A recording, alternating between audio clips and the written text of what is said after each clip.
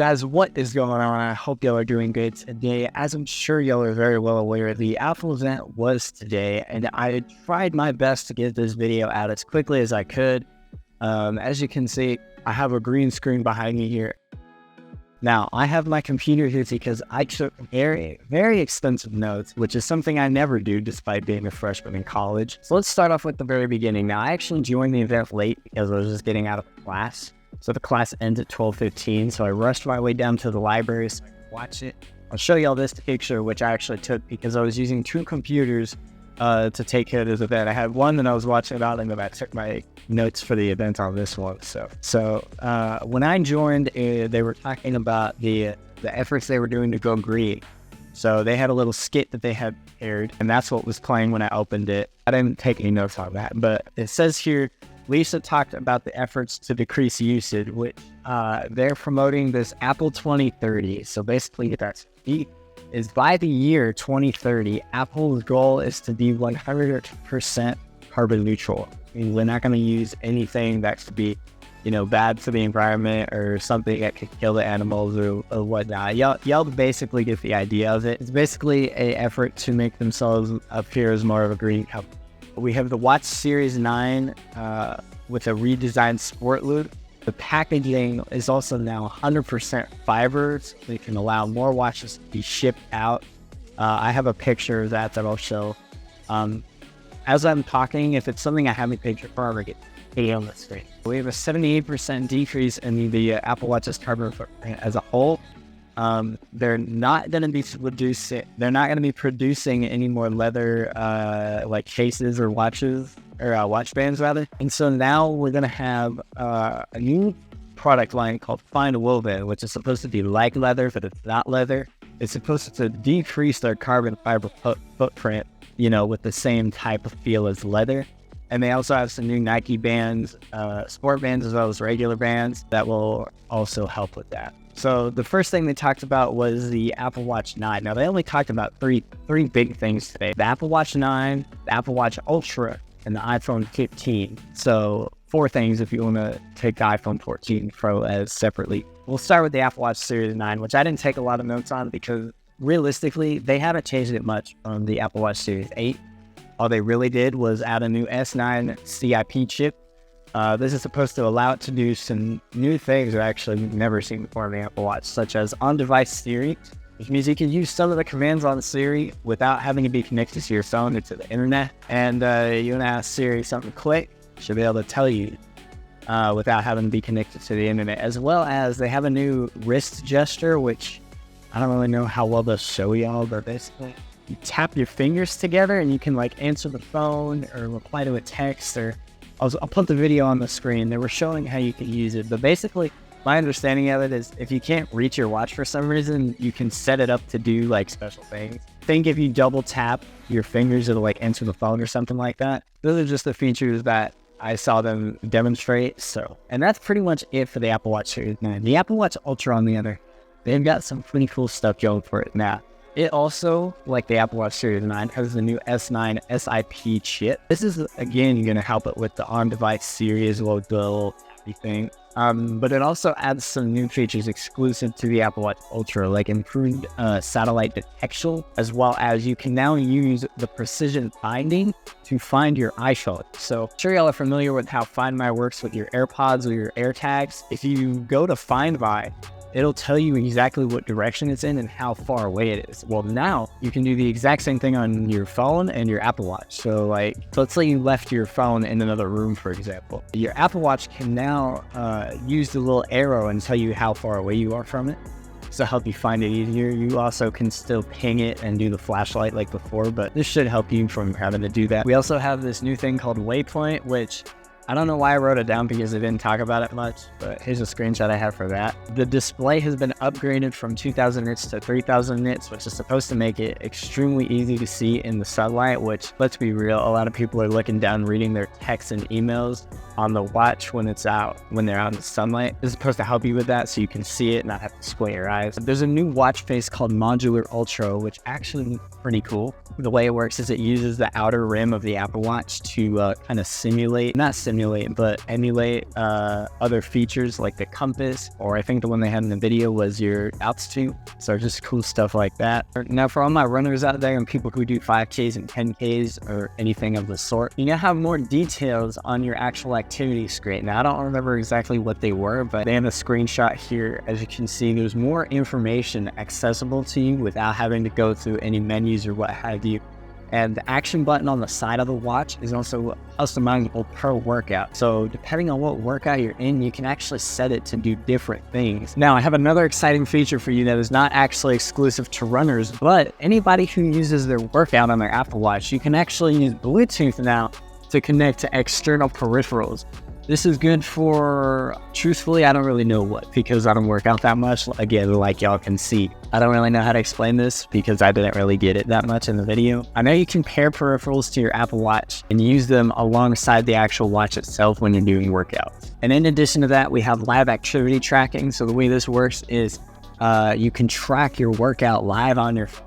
So the way it works is, now again, it just dropped, so I could be wrong on literally all of this. Basically, my understanding is you can share your workout with somebody else and they can watch your progress along with you. So it's actually kind of cool if you're like competing against somebody. I know y'all out there with Apple Watches, I know y'all are very heavily invested into those competitions where y'all clear y'all's rings and what. Don't worry, I am too. But this will help y'all be more involved in stuff like that. The Apple Watch also got an upgrade in the battery department. So now lasts 36 hours on a single battery charge, which is actually a pretty long time. I know for me, I'm charging my Apple Watch every single night. Now, for those who are curious, I have the Apple Watch SE. It's a little bit of an older model, but I know for me, I'm charging it literally every single night. So the 3-day battery life actually seems like a pretty reasonable upgrade. Now, I'm not saying I'm going to get it, but compared to having to charge it every single night, ending the day with about 15 to 20%, I'd say that's an improvement. The case, like the actual casing of the Apple Watch is actually made out of more recycled material. 81% of the case material is recycled. So again, this is more on that effort to reduce the carbon footprint and make the Apple Watch more of a green product. I think that's actually a pretty cool thing that they're doing. And they also have a new line of bands that we talked about. If you pair the Apple Watch Ultra with one of these new bands, then you'll be fully carbon neutral. In fact, I forgot to mention this at the beginning, but they have a new logo.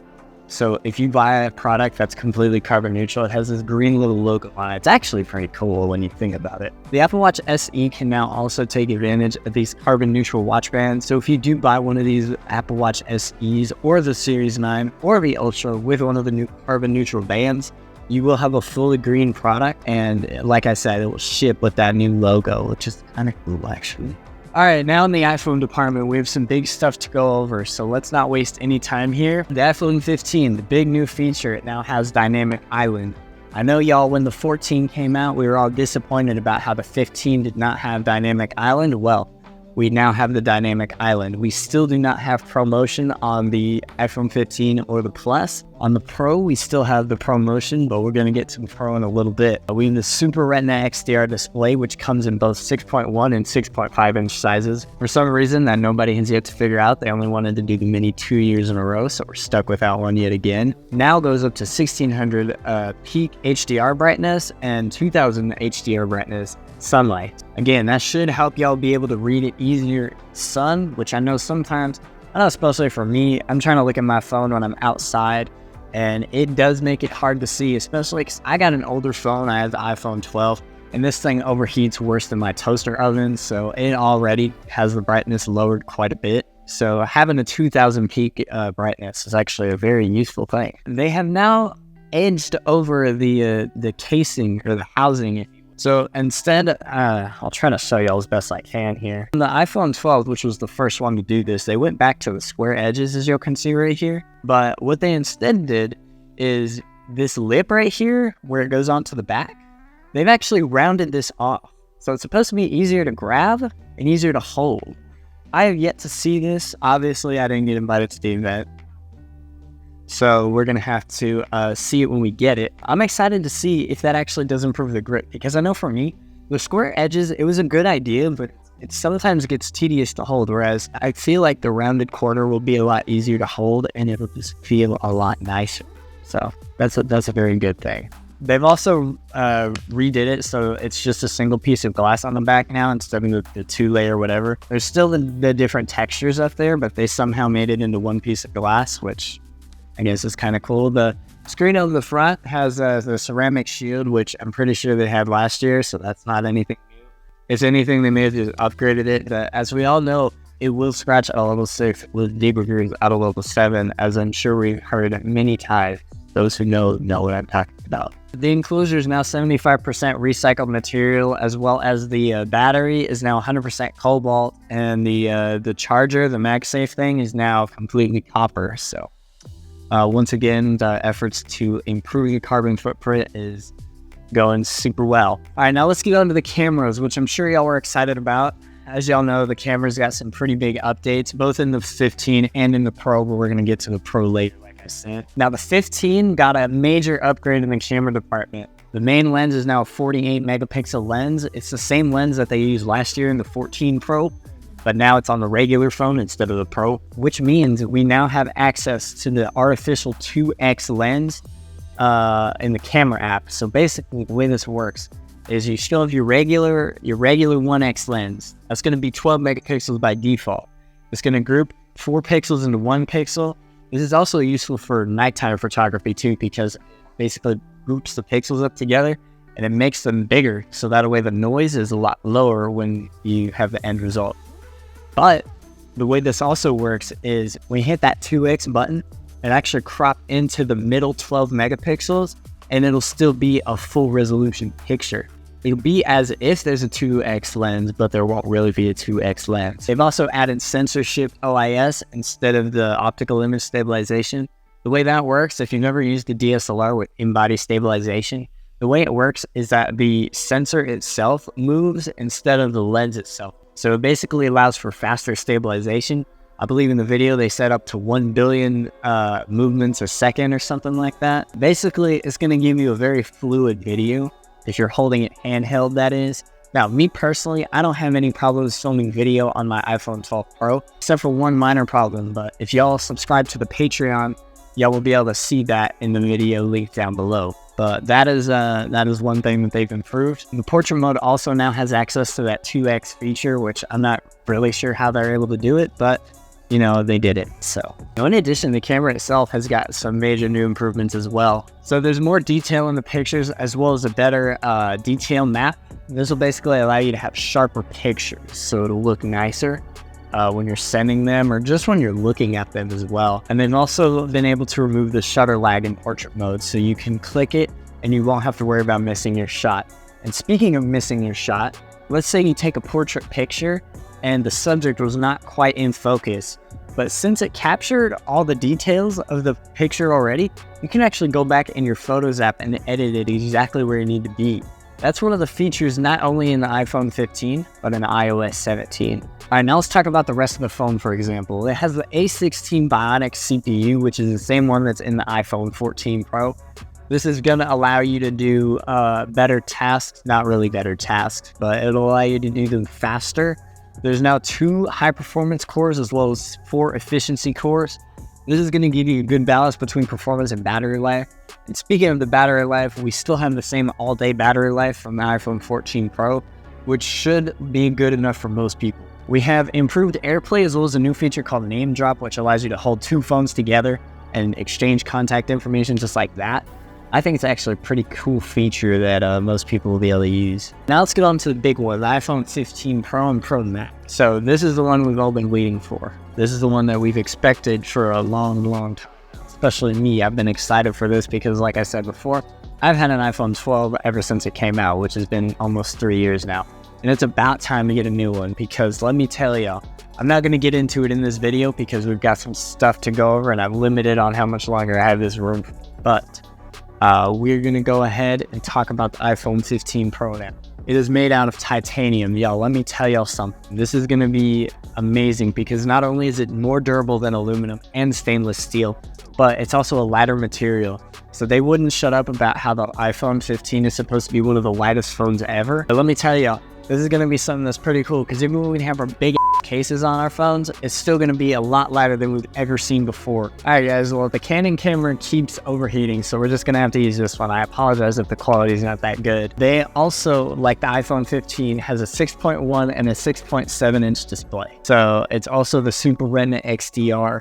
This one does have ProMotion, and it also has the ceramic shield that we would have expected from last year. Here's the big change here. They got rid of the mute switch, and instead they've added an action button. So similar to the Apple Watch Ultra, you click it and you can have it do many different things. Now, by default, it will stay as the mute switch, and you can actually change this to do whatever you want it to be. Now, me personally, I'm probably going to leave it as the mute switch because, I mean, I use that thing all the time. It's literally muted right now. Now, this is not a feature that's exclusive to the iPhone 15. However, it's new in iOS 17. It's a new feature called Standby, which if you have a MagSafe stand and you put your phone up sideways, you can actually have it do, it's like a nighttime display. It doesn't have to be a nighttime display, but that's what most of us are going to use it as realistically. You can basically set it to be a clock or a calendar, or whatever you want it to be, and it'll just, you know, it'll stay there. It's because it's always on screen on the OLED, it'll just stay there the whole time. And it's actually a pretty cool feature. All right, now here's the big kicker. The iPhone 15 Pro now has a new processor, the A17 Bionic. And this is actually going to be super cool because it's now a 3nm chip, which will allow it to be faster and use less power. So it's basically the most power efficient phone chip Apple's ever created. So that's pretty cool. It has 19 billion transistors, which I don't really think that means anything. In the actual event, they're talking about how the performance cores are 10% faster than last year. And on the efficiency core side of that, all it says is that they're faster, but it doesn't say how much faster. They've also added a dedicated ProRes chip. So as y'all know, the iPhone 14 Pro is capable of recording ProRes up to, I think, 4K 24. And you could export it straight out of the iPhone. ProRes is one of the highest qualities you can record at. So that was very useful. But like I said, it was limited to 24 FPS because it had to do it on the chip itself. And now we have the iPhone 15 with a dedicated ProRes chip. So combine that with the new ability to connect external drives. You can use ProRes and record all the way up to 4K 60 on your iPhone in ProRes. That seems like a pretty cool feature to me. Now, y'all did hear me correctly. I did say you could connect external drives to the iPhone now.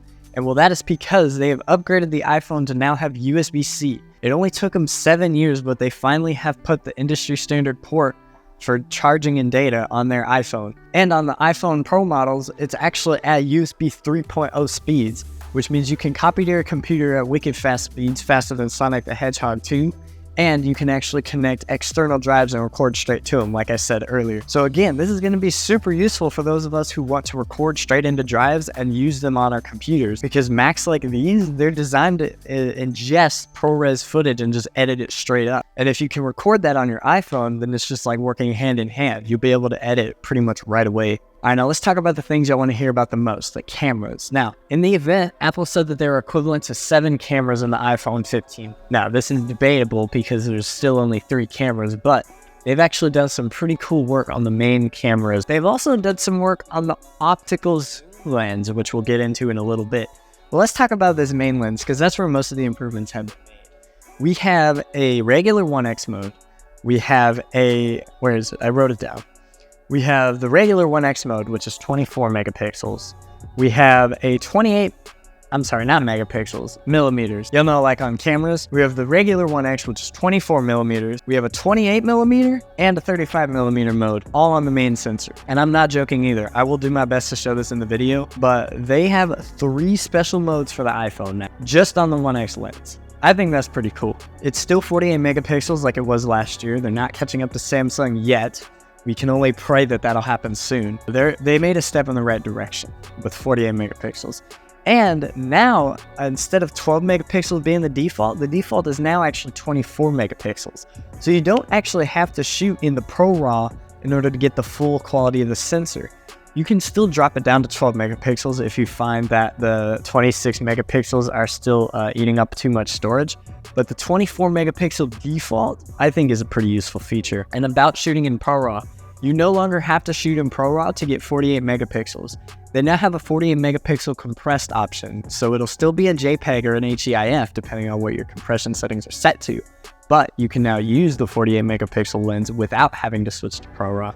which I think is pretty cool if you want to take a high quality picture, but not have to send a super huge file. They've also made some improvements to nighttime shooting.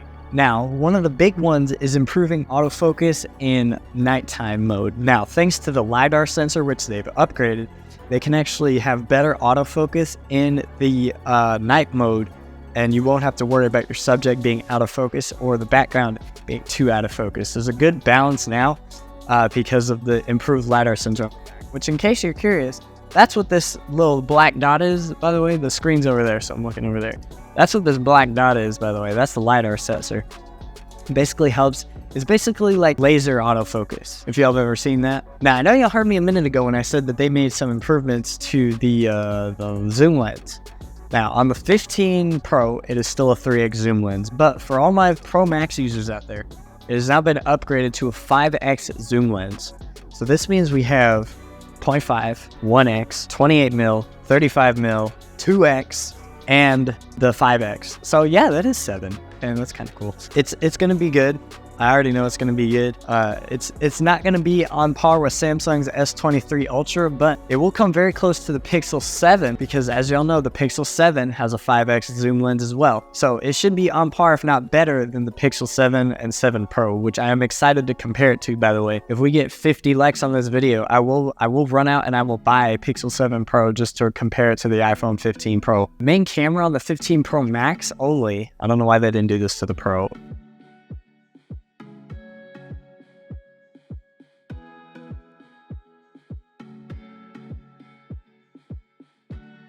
It has a 25% bigger sensor and an f2.8 aperture.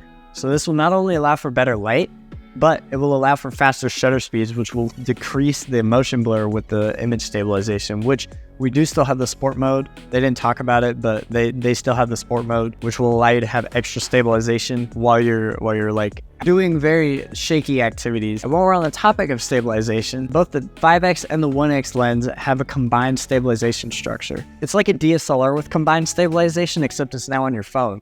So both the lens moves and the sensor moves to give you super fast stabilization. And the ultra-wide camera also now has a anti-reflective coating with the macro feature. Like I said earlier, USB 3 on the iPhone will now allow for faster transfers. And they also talked about this feature called Capture One, which will allow you to take pictures on your phone and have them straight over to your computer, like for a photo display type of thing. I've never personally used this before, but I mean, I'm sure there will be people out there that will use it. Like I said earlier, ProRes recording now allows for direct recording to external SSDs through the USB-C port on the back of your phone, and it will go up to 4K 60 in ProRes. I don't think as the slow-mo has been upgraded to 4K, but I mean, if you're shooting in ProRes, 4K 60 realistically is probably all that you need. We also now have log encoding. So for those who don't know what log is, basically it's a flat profile. I was shooting on it with the Canon R6 before it died. It basically allows you to grade your footage afterwards. It basically shoots it with very little color, and then you can grade it later. It's also the first iPhone to support ACES, which I forgot what it stands for, but basically it's like an industry standard for video recording that basically it's what Netflix and all them use. Basically, you can now use your phone as a professional camera, which I think is pretty cool. And there's a new feature which allows you to record spatial video using these the two top cameras, and you can play it back directly on the Apple Vision Pro if you're one of those people who bought one of those. So let's talk about buying these, because I'm sure y'all are very curious. The iPhone 15 and the 15 Pros will launch pre-order this Friday. That is September the 15th. I will leave a link to that down below if you guys want to go ahead and pre-order that. And they will start shipping out September 22nd. Same with the Apple Watch. I don't know why I didn't say that earlier, but that will also be released on the 22nd. Last thing I wrote on here is that iCloud now has 6 terabyte and 12 terabyte storage options. I don't think realistically anybody's ever going to need that. Y'all should just manage your storage better. That is pretty much it for today's Apple event. Let me know in the comments if there's anything else that y'all wanted to see covered that didn't get covered. As far as right now, what I can tell y'all we're going to expect an iPhone 15 Pro Max unboxing video. And later on down the line, y'all can expect an iPhone 15 Pro Max review video. Unfortunately, due to how money is right now, that is the only phone that I can get out of the lineup. So y'all, I do apologize about that. Of course, if y'all donate on Patreon, that helps too. And with Patreon being mentioned, If y'all want to check out this week's video, like I upload weekly, it will be a vlog on this setup, how I was able to get in here and how I'm running 6 minutes over time, but the behind the scenes of me getting ready for this Apple event. I hope y'all enjoyed this video. Once again, support me on Patreon if you do find it able, and I will see you guys in the next video.